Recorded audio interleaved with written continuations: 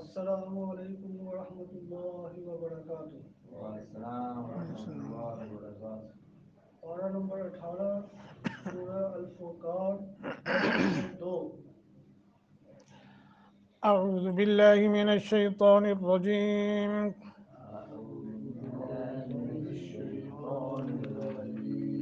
بسم الله الرحمن الرحيم تبارك الذي نزل الفرقان تبارك الذي نزل الفرقان على عبده ليكون للعالمين نذيرا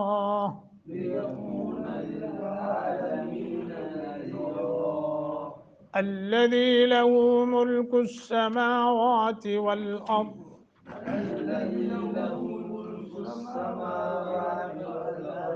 ولم يتخذ ولدا ولم يكن له شريك في الملك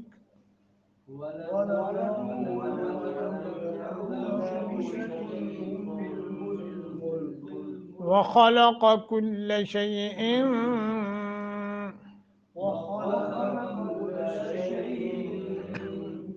فقدره تقديرا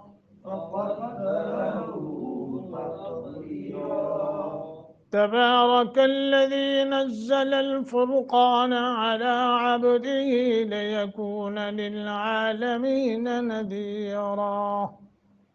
الذي له ملك السماوات والأرض ولم يتخذ ولدا ولم يكن له شريك في الملك وخلق كل شيء فقدروه تقديرا تبارک را کو پر پڑھنا ہے، الذی حروف مدہ، نزل مضبوطی کے ساتھ، زا مشدد ہے، الفرقان را اور قاف دونوں موٹے، علی عبدہ عین اور با پہ قلقلہ کرنا ہے، لیکون للعالمین نذیرا را کو موٹا پڑھنا ہے، الذی حروف مدہ، لہو ملک السماوات واو کو موٹا، والارض را اور ضاد موٹا، ولم يتخذ ولدا واو پر پڑھنی ہے، داؤں نون تنوین کے بعد واو مشدد، یرملون کا قاعدہ، ولم یکن لہ ادغام بغیر غنہ ہے، لام مشدد، ولم یکن لہ را بری کون اخفا ہوگا، فی الملک وخلق خا اور قاف ان پہ تخفیم کریں گے، لام باریک پڑھیں گے بیچ میں، وخلق ایسے کر کے، کل شیء نون تنوین کے بعد فا حروف اخفا میں سے ہے، اخفا کریں گے، فقدرہ قاف کو موٹا، را کو موٹا، تق قاف کو موٹا بھی اور قلقلہ بھی کرنا ہے، تقدیرا را کو پر پڑھیں گے۔ تبارکہ بڑی ہی بابرکت ہے، الذی وہ ذات جس نے نازل کیا، الفرقان فرقان، علی عبدہ اپنے بندے پر، لیکونا تاکہ وہ ہو، للعالمین جہانوں کے لیے، نذیرا ڈرانے والا، الذی وہ ذات کے، لہو اسی کے لیے ہے، ملک و بادشاہی، السماوات آسمانوں کی، والارض اور زمین کی، ولم یتخذ اور نہیں اس نے بنائی، ولدا کوئی اولاد، ولم یکن لہ اور نہیں ہے اس کا، شریکن کوئی شریک، فی الملک بادشاہی میں، وخلق اس نے پیدا کیا، کل شیء ہر چیز کو، فقدرہ پھر اس نے اندازہ کیا اس کا، تقدیرا پورا اندازہ کرنا۔ کل کا ہمارے سبق کی ریکارڈنگ تو ہوئی لیکن آواز نہیں گئی ساتھیوں کے پاس، اس لیے میں نے پچھلی آیت کو بھی ساتھ ملا لیا ہے۔ تو اس صورت کا آغاز جو اللہ نے فرمایا ہے وہ توحید ہی سے فرمایا ہے۔ اللہ نے توحید پر کلام فرمایا، کیونکہ آپ سب کو معلوم ہے کہ سب سے پہلے اور سب سے اہم مسئلہ اللہ کی توحید ہے۔ زندگی کا مقصد اللہ کی توحید ہے، انسان کی تخلیق اللہ کی توحید ہے، ساری کائنات کی تخلیق اللہ کی توحید ہے۔ بتانا یہ ہے کہ اللہ اکیلا ہے، اس کا کوئی شریک نہیں ہے، اللہ کے علاوہ کوئی داتا بھی نہیں ہو سکتا۔ اور پھر اسی صورت میں اللہ نے نبوت کا ذکر، یعنی توحید کے بعد نبوت کا ذکر فرمایا، چونکہ نبوت رب اور بندے کے درمیان واسطہ ہے۔ اور پھر اس کے بعد اللہ نے اسی صورت میں قیامت کا ذکر فرمایا ہے، چونکہ قیامت جو ہے وہ آخر ہے، خاتمہ ہے۔ قیامت کے بعد پھر اللہ کے دربار میں حاضری، حساب و کتاب، پھر جنت اور جہنم میں جانا ہے، اور پھر ہمیشہ ہمیشہ وہاں رہنا ہے۔ تو اس لیے یہاں باقی رہا مسئلہ تبارکہ، یہ تبارکہ کے متعلق بھی میں نے کل عرض کر دیا تھا، لیکن مختصر یہ ہے میرے بھائیو، یہ تبارکہ یہ لفظ صرف اللہ ہی کے لیے ہے اور کسی کے لیے نہیں ہو سکتا، اس لیے کہ اس میں یہ خوبی ہے نہیں، ہاں جی۔ تو یہ لفظ صرف اللہ کے لیے بولا جا سکتا ہے۔ اور نبی علیہ الصلوۃ والسلام کو یہاں فرمایا کہ ہم نے ان کو جو قرآن جو دیا ہے، ان پر جو قرآن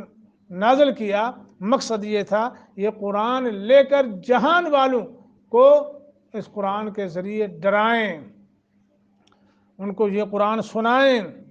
تاکہ لوگ قرآن سن کر کے اپنے اللہ کی پہچان کریں، توحید کی پہچان کریں اور رسول کی پہچان کریں۔ اور یہاں صرف نبی علیہ السلام کو نذیرہ فرمایا، اور ایک اور جگہ فرمایا وَمَا أَرْسَلْنَاكَ إِلَّا مُبَشِّرًا وَنَذِيرًا، مبشر بھی ہیں اور نذیر بھی ہیں۔ جو قرآن سنے نبی صلی اللہ علیہ وسلم کی زبان اطہر سے، اور قرآن پر، اللہ پر، رسول پر ایمان لائے، قرآن کے مطابق زندگی بسر کرے، تو اس کے لیے خوشخبری جنت کی ہے، کامیابی کی، فوز عظیم کی خوشخبری۔ نذیرہ جو نہیں مانتا، باوجود اس کے کہ اس کو سنایا جائے، پڑھایا جائے، سکھلایا جائے، اس کے سامنے عمل کر کے دکھایا جائے، تو پھر وہ نہیں مانتا، تو فرمایا اس کو جہنم کے عذاب سے ڈرایا جائے۔ آج جو ہم نے آیت دوسری پڑھی ہے الذی لہ ملک السماوات والارض، اس آیت میں اللہ تعالیٰ نے اپنی 4 صفات بیان فرمائی ہیں۔ اس صورت کو تھوڑا تھوڑا کر کے پڑھیں گے، اور یہ سمجھنے کی باتیں ہیں میرے بھائیوں، یہ سمجھ آ گئی انشاءاللہ ہماری زندگی کامیاب اور آخرت بھی کامیاب۔ اللہ نے 4 صفات بیان فرمائی ہیں اپنی، جو اس کی توحید کی دلیل ہے، اللہ کے وحدانیت، اس کے واحد ہونے کی دلیل ہیں یہ 4 صفات۔ پہلی کیا ہے؟ پہلے فرمایا آسمان اور زمین کی بادشاہی اسی کی ہے، کسی اور کی نہیں ہے۔ تو کیا خیال ہے، جب آسمان کی بادشاہی اللہ کی ہو، زمین کی بھی اللہ کی ہو،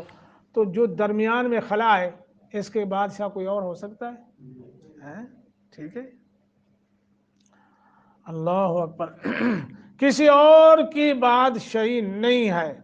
ان دونوں کو چلانے والا وہی ہے، دوسرے سب اپنے وجود اور اپنی بقا میں اسی کے محتاج ہیں۔ سمجھ آ گئی؟ ساری مخلوق کا جو بقا ہے یا اس کا جو وجود ہے، اپنے وجود کے اعتبار سے اور اپنے بقا کے اعتبار سے ساری مخلوق، انسان، جن، حیوان، نباتات، ساری مخلوق جو ہے کس کی محتاج ہے؟ اللہ کے محتاج۔ قرآن نے ایک اور جگہ پتہ نہیں کیا فرمایا، یا ایھا الناس انتم الفقراء الی اللہ، تم سارے کے سارے اللہ کے محتاج ہو، اللہ کے در کے فقیر ہو۔ واللہ غنی حمید، اللہ کسی کا محتاج نہیں۔ قل هو اللہ احد، اللہ صمد کا معنی بھی ایک یہی ہے کہ سارے اللہ کے محتاج ہیں، اللہ کسی کا محتاج نہیں ہے۔ اچھا جی، دوسری صفت کیا ہے؟ وَلَمْ يَتَّخِذْ وَلَدًا، ہم نے سورۃ بنی اسرائیل جو ہے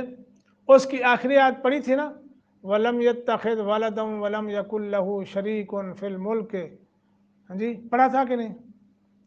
وَلَمْ يَكُنْ لَهُ وَلِيٌّ مِّنَ الذُّلِّ وَكَبِّرْهُ تَكْبِيرًا، وہ تشریح آپ کو یاد ہوگی انشاءاللہ، امید ہے، نہیں تو پھر دیکھ لینا اس کو۔ بہرحال یہاں اشارہ کر دیتا ہوں، وَلَمْ يَتَّخِذْ وَلَدًا میں اللہ نے جو فرمایا نا، اس میں یہود اور نصارہ کا رد فرمایا ہے، ہاں جی، اور ان جھوٹے مسلمانوں کا بھی اس میں رد ہے۔ ان جھوٹ، وہ کون سے جھوٹے مسلمان؟ جو نبی علیہ السلام کو اور حضرت علی کو، فاطمہ الزہرا، حسن اور حسین رضی اللہ عنہم کو یا کسی اور کو اللہ کے نور کا ٹکڑا مانتے ہیں، ان تمام کا رد آ گیا۔ وَلَمْ يَتَّخِذْ وَلَدًا، اللہ کی اولاد نہیں، اللہ کی بیوی نہیں، اللہ کا کوئی قبیلہ نہیں، ہاں جی، نہ اس کے نور میں سے کوئی نور ہے، ٹھیک ہے، ان تمام کا یہاں ان دو ٹکڑوں میں وَلَمْ يَتَّخِذْ وَلَدًا رد آ گیا۔ اور تیسری صفت اللہ نے فرمایا وَلَمْ يَكُنْ لَهُ شَرِيكٌ فِي الْمُلْكِ، لم یکن میں نفی کا استمرار ہے، اس لیے ترجمہ کیا گیا ہے، اور نہ کبھی بادشاہی میں کوئی اس کا شریک رہا ہے، نہ ہوگا۔ اللہ کی بادشاہی آسمان بنانے میں، زمین بنانے میں، سورج بنانے میں، چاند بنانے میں، ستارے بنانے میں، انسان بنانے میں، جن بنانے میں، نباتات بنانے میں، ہاں جی، اور جمادات بنانے میں، ہر چیز کے بنانے میں اللہ کے ساتھ کسی کا کوئی شراکت کا معاملہ ہے ہی نہیں، مدد کی نہیں کسی نے، اللہ نے کسی سے نصرت لی نہیں، اللہ نے مشورہ بھی نہیں کیا کسی کے ساتھ، ہاں جی۔ تو اللہ اپنی بادشاہی میں اکیلا ہے، وحدہ لا شریک ہے، اس میں ہر قسم کے مشرکین کا رد ہے، ہاں جی، کوئی بت پرست ہے تو اس کا بھی رد، کوئی قبر پرست ہے تو اس کا بھی رد، وہ جو دو خدا ماننے والے ہیں ان کا بھی رد ہے، شرک خفی کا ارتکاب کرنے والے سب کا اس جملے میں وَلَمْ يَكُنْ لَهُ شَرِيكٌ فِي الْمُلْكِ تمام کا رد آ گیا ہے۔ وَخَلَقَ كُلَّ شَيْءٍ فَقَدَّرَهُ تَقْدِيرًا، یہ جو چوتھی صفت ہے کہ ہر چیز اسی نے پیدا کی، پھر اس کے لیے ایک خاص اندازہ مقرر فرما دیا، جس کی بدولت اس سے وہی افعال اثرات صادر ہوتے ہیں جن کے لیے وہ پیدا کی گئی ہے، اور اسے وہی صورت، جسامت اور صلاحیتیں عطا کی جو اس کی ضرورت کے مطابق ہیں۔ مثلا انسان کو اللہ نے پیدا فرمایا تو انسان کو فہم، ادراک، غور و فکر، صنعت و حرفت اور مفید کام بجا لانے کی صلاحیت بخشی، ہاں جی، اور اسی طرح اللہ نے حیوانوں کو پیدا فرمایا، اور پودے اور جمادات، ان تمام کو اللہ نے پیدا فرمایا، اور فرمانے کے بعد اس کی مصلحت کے مطابق بنایا جو اس کو مطلوب تھی، یعنی جانوروں کو جو مطلوب تھی اللہ نے اس کے مطابق بنا دیا، نباتات کو جیسے جیسے تھا اللہ نے اسی طرح بنا دیا۔ جب اللہ کے سوا کسی نے کچھ بھی پیدا نہیں کیا تو کسی اور کی عبادت کیوں ہوگی؟ جب سب کچھ بنانے والا ساری مخلوق کو اس کی شان و شوکت کے مطابق، انسان کو جو صلاحیتیں عطا کرنی تھیں اس کو اس کے مطابق عطا فرمائے، حیوانوں کو جو کچھ دینا تھا ان کی صفت کے مطابق عطا فرمائے، باقی نباتات پودے ہیں، دیکھیے بعض پودے خوشبودار ہیں، بعض پودوں کا رنگ الگ الگ ہے، ہاں جی، اور اسی طرح باقی دیگر آپ دیکھ لیں، تو یہ حکمت اور کاریگری کس کی ہے؟